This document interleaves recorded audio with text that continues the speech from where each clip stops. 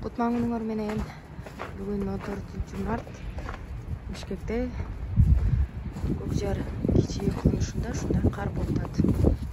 Кар жаап атат. Негизи камерадан билбейт, бирок бороон болуп, шамал болуп катуу болуп атат.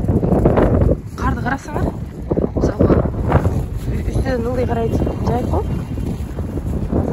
капталда жеп атат. Кар капталдап жеп атат, көрүп атасыңар. Бул жакта бороон чапкын болуп атат. Ал эми бул жерде жаңы үйлөр.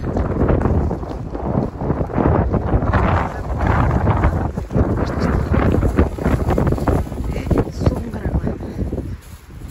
Мен эртеден бери бороон чапкын болуп атат.